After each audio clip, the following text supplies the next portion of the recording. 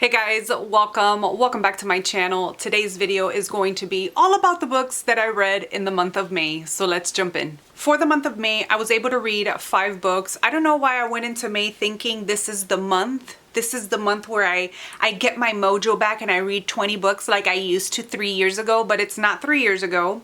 It is 2024 and I'm still reading my 5 to 6 books. But it's okay because I really loved what I read for the month. But I did have a few rollovers that I just want to talk about because they are part of the month of May and I did start them in May, but for whatever reason I wasn't able to finish them. One of the books that I started in May that is going to roll over to June, and I'm actually in the middle of reading it. I think I'm at 50% of the way through with this one, and it is Spring Tides at Swallowtail Bay. I started this one because it has spring on the title, and you guys know me, I'm a seasonal ass bitch, so anything that has like a season on it, I have to read it in dedicated season. I'm actually using this book for one of the Kindle Unlimited challenges. I'm really hoping to finish it this month because this month is the ending of spring.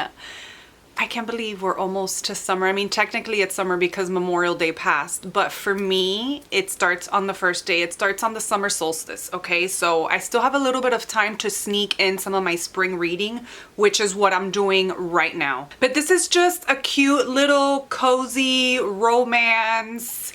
I don't even know if it's a cozy romance. I just feel really cozy reading it. But so far, all I know is that this lady, as all these books tend to start, she just got a divorce. She's starting over and she moves to this little town, buys this little shop and just starts her life over again. She buys this shop from this older man that's just looking to retire. He wants to move out of the country and he wants to sell everything that he has.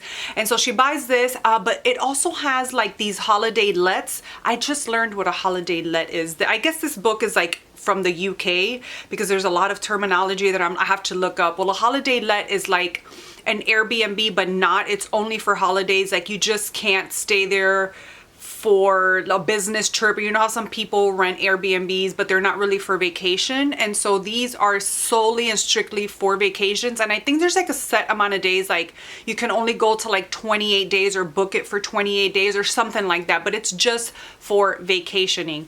And so she has these 2 little apartment kind of things to rent out. And then she has a little shop, which she starts selling everything that this old man had, just trying to get rid of inventory. And she's just living her life in this new town. She's trying to make friends. You know that she's still trying to get over her marriage and her divorce and still trying to cope with that. And I believe this is going to be sort of like an enemies to lovers kind of situation, because then we have Miles, which he lives there in the town, and he was trying to buy this shop and he thought that he had the shop. He's like, I have the shop because he is a resident. He is a fellow member of the community at Swallowtail Bay. And so he was like, for sure, I'm going to get this place, but she ends up getting it. So there's a little bit of like animosity there towards them. And then Miles is just like this guy that he seems to think that he's like better than everybody. What is our main character's name? I remember Miles, but Stella. She is just like such a nice person and just so happy that she's starting over. And so these 2 personalities are just clashing. I'm loving the characters, I'm loving the setting, and I'm just having a good time with this one. Then I also started Empire of the Damned, but I think I started this towards the end of April, and so I still haven't finished it. I am really halfway through the book.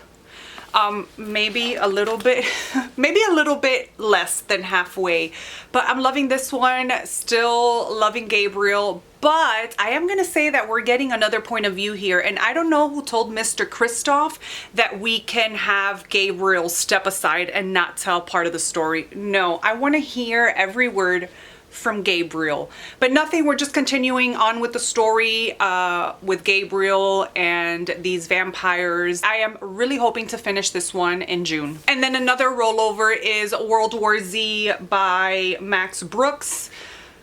This is a book that I wanted to read in May because did you guys know that May is Zombie Awareness Month? I just found this out this year that there's such a thing as Zombie Awareness Month. And so of course I wanted to read at least one zombie book. I read somewhere that the only audiobook that you can find for World War Z is an abridged audiobook which I was okay with because I heard that this audiobook is amazing. But you know what? I'm like, I want to get the whole like feel, the whole bam and caboodle for the story. And so I decided to physically read it. But by the time that I started it, it was like later on in the month and I just wasn't able to finish it. And to be completely honest with you, I'm only a couple chapters in. So there's not much I could say about this, but I'm excited to be back in a zombie world. I love zombies. I love reading about them. I love watching about them. And so it's been a while. So hopefully I can get this one finished. And I'm thinking about maybe getting back into the Walking Dead series again, the graphic novels.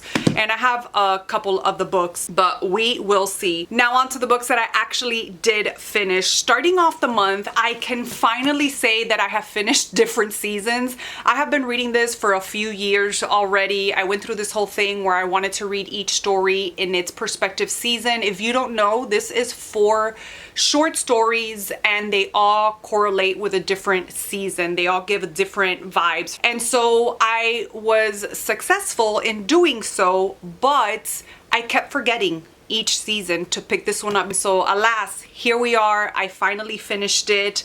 And so for the sake of this wrap up, I'm going to be holding up Apt Pupil, which was the last story that I finished or that I had to finish for the book. Like, what was this? This was crazy. It was like when I first started reading this, I was like, oh my gosh, yes, because I'm so interested in this topic.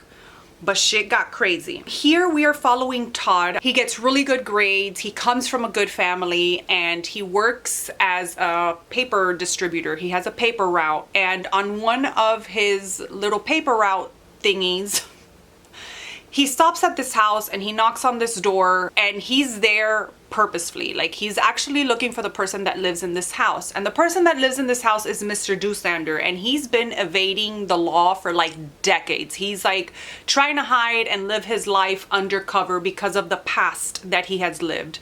Now the synopsis doesn't talk about this man's past and like the topic behind this book, and so I don't want to mention too much about it. And so he knocks on this man's door and this man answers. He's an old man, like a super old man, and he somehow gets this man to agree to tell him his whole life story, which he is totally against because it was a rough past and the shit that he did was horrific.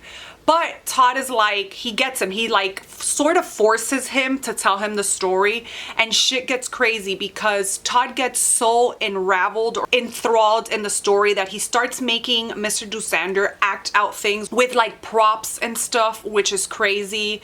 There is animal cruelty in this book. By the time that I realized it, I was in time to like skim, but in the skimming of my reading, I read something that really, it really messed with me. So be careful with that. When you get to it, if you're gonna read this, if you get to a chapter where Mr. Doosander is trying to call over a kitty cat, skip that whole entire section, not the chapter, but the section. You'll see the chapter break. It's rough. It's a rough animal cruelty scene, and we don't need to read that. We don't need to get how evil this man is by that action. You get how evil he is, you can skip over it. But this was such an interesting read. It gets really dark and really disturbing, but not in like, it's like in a subtle way because of the topic that this is about. So anyways, I highly recommend this if you are looking for something that's just like twisted and just leaves you like, what the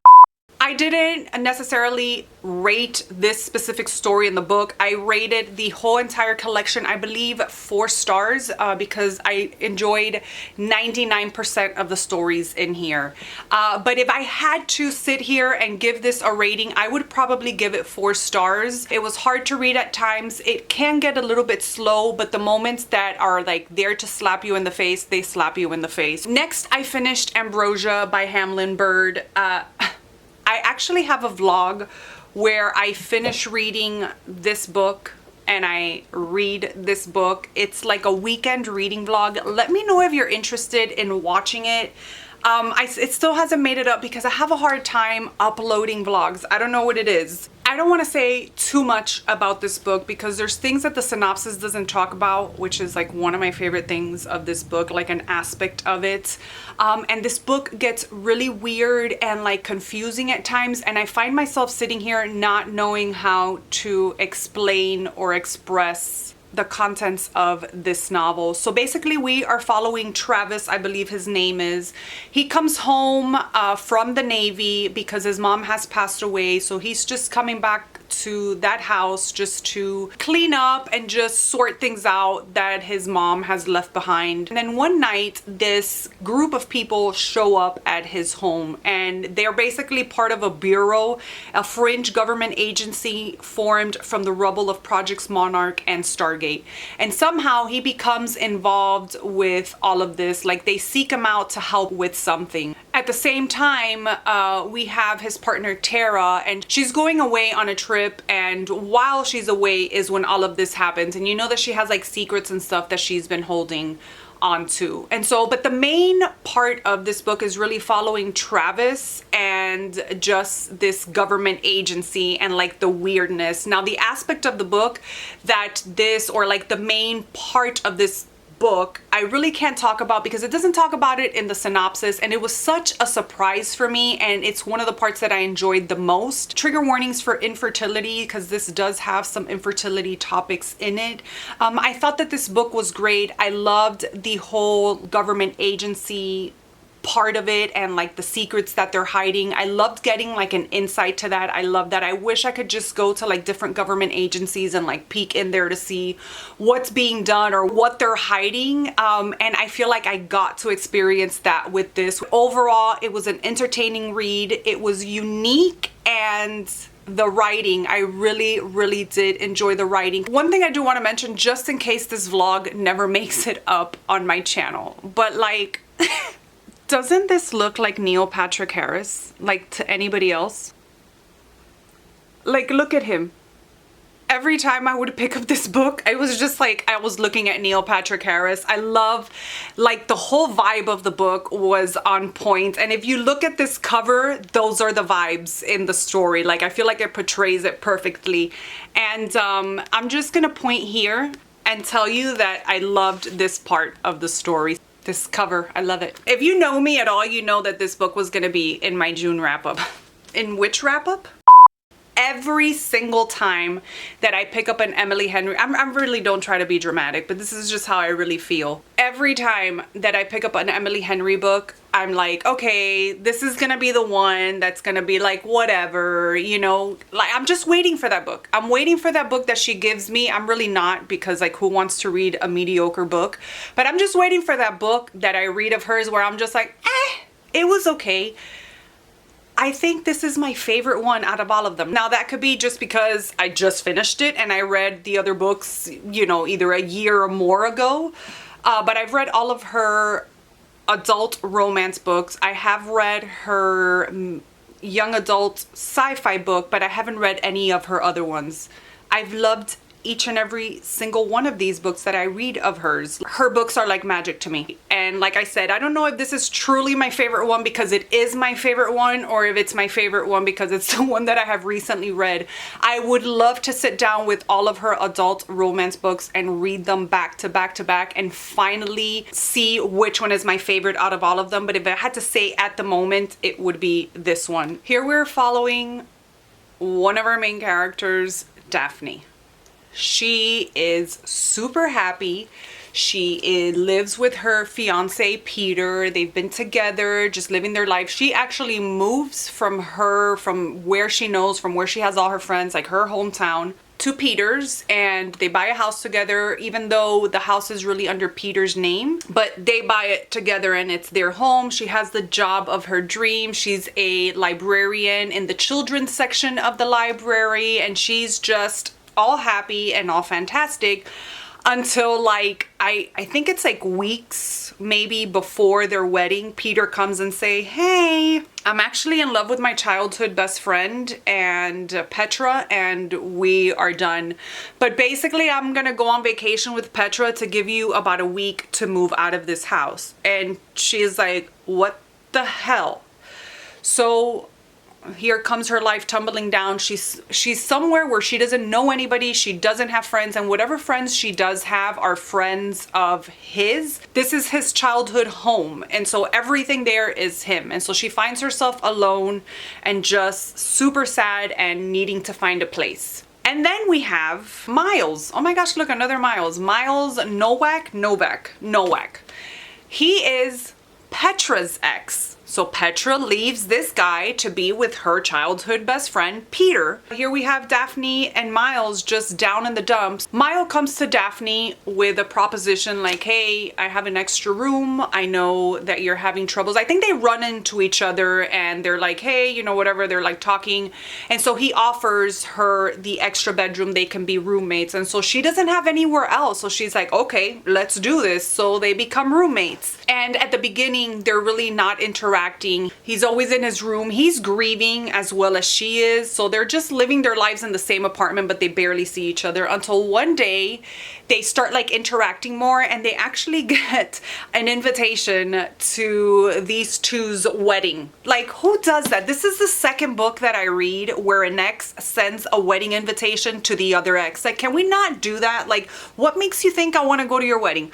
But anyways, they come up with this thing that they're gonna make pretend that they're dating and they're gonna go to this wedding together. And so they start posting on social media that they're together and they're happy and they're this and they're that. And the story goes from there. It was just such a good time. I love Daphne's and Miles' dynamic. I love what they go through because they're both hurt and they both have this trauma from being hurt by their exes. And so they're both healing from this, and seeing them heal together in their own ways was just, I loved it. I loved this journey for them. Gave this one 5 stars. I just want to sit here and talk the whole entire time about these two characters. The setting, I believe it's Waning Bay, Michigan. The setting to this was so good. That's another thing that I love from Emily Henry's stories, is just the settings and the houses and the backgrounds and the views from the houses that they're in. This little town was perfection, and the fact that Daphne is a child's librarian, like a children's librarian, just really tickled me pink. I loved this one so much, and the minute I closed it, I wanted to reread it again. So mwah.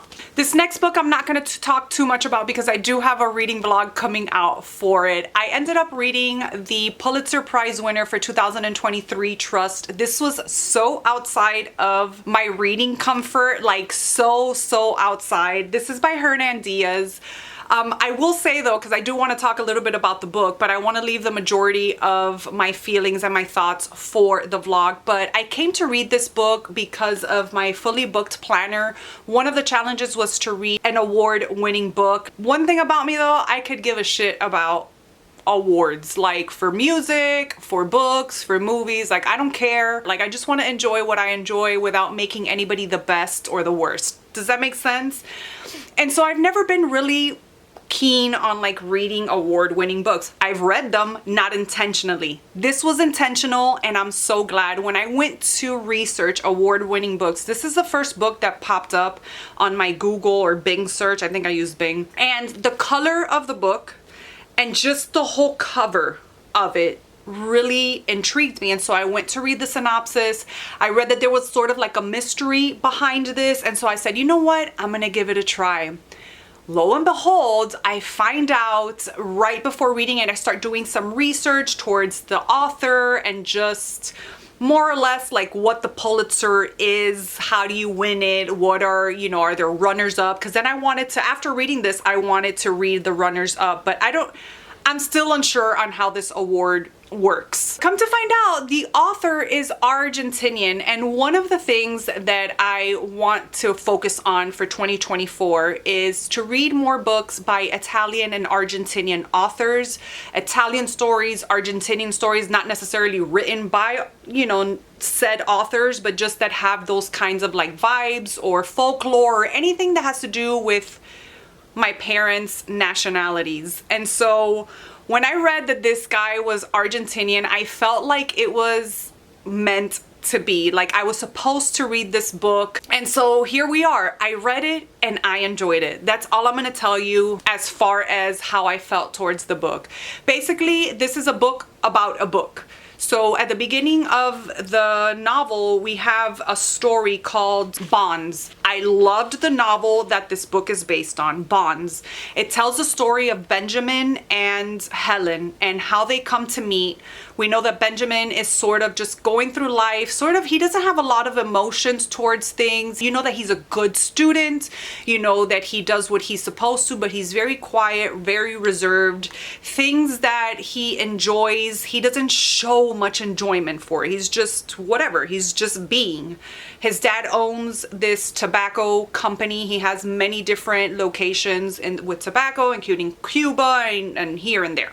And the mom is this socialite. And his parents are so different to him because his dad is a businessman. He's out there always doing business, smoking cigars, doing this, doing that, loud.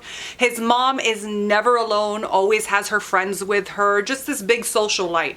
They end up passing away, each one within a short period of time, and he's left with all these houses, all this money, these cigar companies, and he doesn't smoke cigars. He could care less about the houses. He's just like, what am I supposed to do?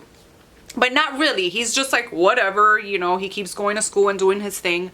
But as the years go, he sees that he has a love for finance. And so he starts dabbling into the stock market with the money that he has. He starts selling businesses and companies, and he starts driving into this stock market and finances. He comes to a point in his life where he knows, okay, I need to find a wife, even though he really is not interested in finding a wife or anything like that, but he knows that that's what he's supposed to be doing. He builds this mansion, he finds himself a wife, enter Helen. And you go into Helen's lifestyle, her backstory, how she is, and how she comes upon marrying Benjamin. And all basically is to get from under the hold of her parents. Actually, her mom, really.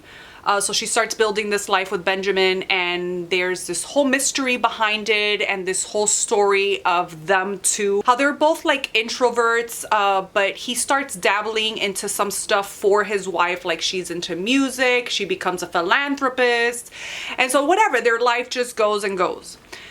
That's the story. So then we go into different characters. Now these characters that you're reading about, you really didn't read about them in the actual story, but they're somehow tied together. And I'm not going to talk too much about the later chapters or the later parts of the book because they're kind of spoilers. But I loved, my favorite part of this book was Bonds, the initial story that the book is based on. And then I loved when we came to realize how these other stories tie in to this novel. I think that this was brilliant and I really enjoyed it, and that's all I'm gonna say. Because that vlog, I am gonna make sure it does come up because it was something that I was excited about doing. I'm kind of nervous to bring that video out because, like, who the fuck am I to talk about a Pulitzer Prize winner? Like, I can barely talk, you guys, you know, so I'm very nervous about it, but I'm very excited. So I hope you're looking forward to that. Keep an eye out because it's coming. It's coming. And then the last and final book that I read, I still don't know how to feel about it. I have thought about it long and hard. I really have. I'm comparing it to the other book that I've read by this author, and I still don't know how to read. Basically, you would think. I still don't know how I feel, and that is Home is Where the Bodies Are by Geneva Rose. You Shouldn't Have Come Here, which was the first book that I read by her. I loved that book. Do I think that that book was wrongly genred? Or mislabeled? I think so, and I don't at the same time. A lot of people say this isn't a thriller, this was more of a romance. I think it was a little bit of both. I loved it. I believe I gave that book 5 stars. I listened to the audiobook. So I was super excited for this one. I mean, first off, the VHS, you guys know we talked about that with the Dead 11 book, just a VHS on the cover.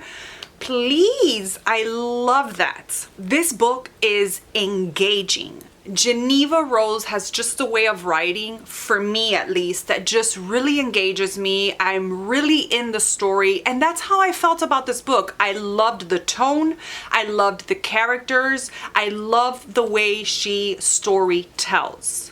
but it was so predictable. I will say I am not the type to go into a book like, oh my gosh, can I predict this? Can I predict what's going on? Usually I'll read the book, and when the whole like thing shows up or blows up in the book, I'm like, oh wow, okay, like I kind of had that feeling or not, but I don't go looking for predictions. The second that I read about one of the characters, I knew. So I felt like I read the whole entire book just waiting to be right. So that took a little bit from the enjoyment. And even though sometimes predictability really doesn't make it or break it for me, in this one, I feel like it did. And I felt so disappointed in that. It was just, I wish it would have proven me wrong. I wish it would have been somebody else at the end of it. Ultimately, in this book, we're following 3 siblings. One of them, Beth, she's the oldest. She has never left home. She has been living in the same household in the same town. Then we have Amanda, I think her name is, the middle child maybe. I'm not sure about the ages between the next 2, but I know that Beth is the oldest. Then you have, I think her name is Amanda. She is dealing with drug problems. She left home at a young age, and you know, she's just been battling this addiction forever. And then you have Michael, I believe, is the other sibling, and he left home young. He has a really good job, he makes money, and he's doing his life. Well, all 3 of them come together. They're estranged. They haven't talked for a really long time. They come together because their mom passes away. And so they're all like just coming together and sort of being awkward and feeling awkward. So one night they're all going through the parent stuff. They're trying to figure out what they're going to do with the house. So they start going through this box of VHSs of families videos, and they start going through them and just reminiscing and laughing and having a good time, eating, and just trying to work things out. But on one of the tapes, in the middle of like the recording, there's another recording that comes on, and it's like you see the mom. The mom is always the one that had the video camera in her hands. She's always the one that was shooting the videos and making memories for the family. Well, she's outside in the dark at night, and you could tell that she's looking for somebody. And look, I'm going like this, like we're actually seeing it, like it's a movie. As she's trying to look for whoever she's looking for, the dad pops up on camera all frantic. He's covered in blood, and he's like, you need to come with me. You need to put the camera away, put the camera down, and come with me. I have the situation to deal with. And the mom is like, what is going on? She never turns off the camera though. She just brings it down, and she follows her husband, and they come across this dead body. And the mom is like, what the hell? Like the wife is like, what is going on? And he's like, it was an accident. Please, no questions. I cannot tell you. Let's just get rid of this body. When they're watching this video, these siblings realize who this dead body is. It's this girl that went missing back in 1999. So this video is back from 1999. And so this sends them on a whirlwind, because then the video abruptly stops and they never hear from this situation again in the videos. They're like looking for clues. They're trying to find to see what happened to the body, what they did, and what is going on. They're going through all of this like, damn, is our dad a murderer? The mom, like they're like, our mom covered this up. How can this be? Like they're just going through it. And so they start looking for clues to try to find more answers to what happened this night and see what they're gonna do about it. It was really good. It was really dark. It was very ominous, especially when you're watching the tape of that night. I felt like I was in the living room with them watching this video and going through all these personal belongings and stuff. If you've read this one, actually, if you've read any of these, let me know how you felt. But if you've read this one specifically, let's chat about it. If you want to chat with spoilers, I am always open in my DMs on Instagram. I don't know where else you might be able to send me DMs, maybe on Goodreads. I know that a couple people have sent me messages on Goodreads. I barely check those. So if you do send me a message through over there, it might take me a bit to get to it, but I will eventually get to it. But oh my gosh, I wonder, I keep hearing everybody just raving about this book. Definitely warranted. It is a great book, but I'm not hearing anybody else talk about the predictability of it. I know that I've read many books with this trope before that I absolutely loved, and I never saw the trope kind of coming. But with this one I did, and it kind of dampened it for me. Either way, I would tell you, give it a shot because it is an excellent story. So that's it, you guys. Those are all the books that I read for the month of May. All the books that I read for the month of May. I feel like I enjoyed everything that I read in its own way, and everything that I have started, I feel like they're gonna be favorites for when we do our June wrap up. So let me know if you've read any of these books and your thoughts. Let's chat books in the comment section down below. As usual, all these books will be linked in the description box. They are affiliate links. I hope you guys enjoyed this video. Thank you so much for watching, and I will see you guys in my next one. Bye.